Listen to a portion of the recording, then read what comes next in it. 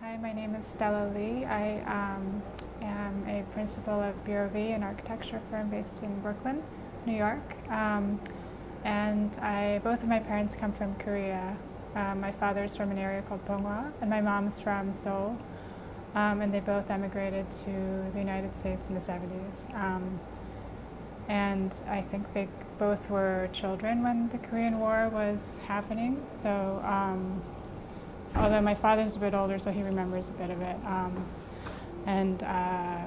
After that, well, there are a lot of stories in there already, but after that, my parents both went on to complete their studies, and my father moved in the early 70s to the States to start his business there. And when I was growing up, we started out in New York, in Queens, which is where I was born. And we moved to New Jersey when I was 3. And we often went to Korea, I guess at least once every year for 3 months. I spent all my summer vacations there. And would often just go to visit relatives, really. We stayed at my grandmother's house.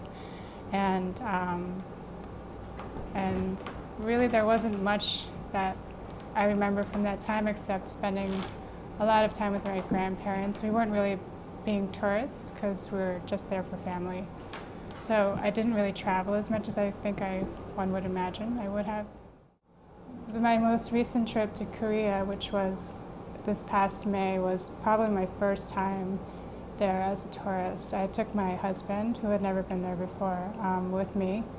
And we basically, for the first time in my life, traveled through Korea. So we went from Seoul to Seoraksan, which I'd been to before, but and also further south to Jeonju, Suncheon, and Busan. And we also made it to Jeju-do. So we saw a lot of the country and sort of realized that, I mean, we already knew that it was mostly covered by mountains, but this is really quite the case. It's 70% mountains. So the cities are actually really compact when you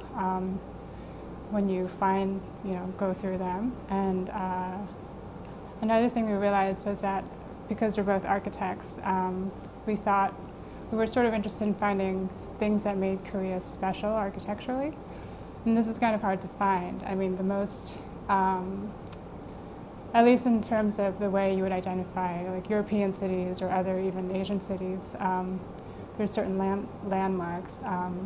This doesn't exist as much in South Korea, it seems, because most of the buildings were built really rapidly and hastily in the 70s and 80s, I think. So you have a lot of these concrete housing blocks, which look like they were hastily put together. They're not very interesting, and we were a little disappointed to see that, and I'd honestly never noticed because I just lived in those housing blocks for most of the summers of my life and never really thought to judge it. But that was something we noticed. And in the midst of those buildings, there are a lot of newer high-rises, which I think do seem to carry greater ambitions for the cityscape, especially in Busan, I think. There are certain areas of Busan that I found interesting.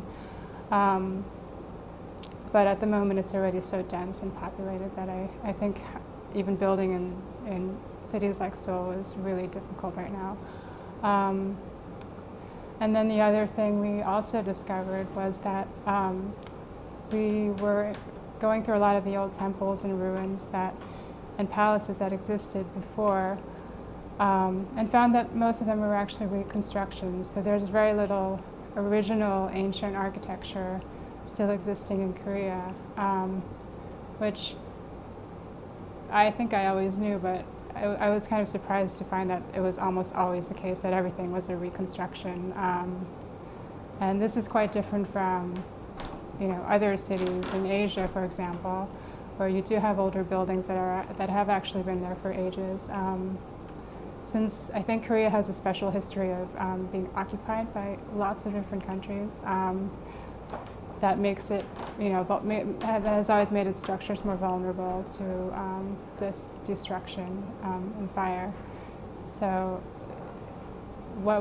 it just sort of felt interesting because it felt like we were looking at representations of what used to be and not the actual thing, which is what a lot of these sites felt like. it's still interesting, but they're also always a little too vividly painted, a little too fresh looking, and also still under construction while we were visiting them. And I guess otherwise, we both found, in any case, the people were basically my relatives, but they're always super generous and sweet. My husband's a foreigner, he's German, so they couldn't really speak to each other very well, but they were super open, and one of my uncles could speak a little bit of German, so he was able to communicate with him. And our trip in whole was really interesting. I can't say that I think it was interesting because you sort of start to realize how complex the history of Korea is as you travel through it, and that it's not just there's a history of conflict which sort of reads across the entire landscape, and also a lot of optimism, I think, in the way there are projects. There are new projects being built, there are new cultural events being created and held. I think Busan as a city also developed quite a lot in the last 10, 15 years, from what I understand. And I guess I look forward to visiting it again soon.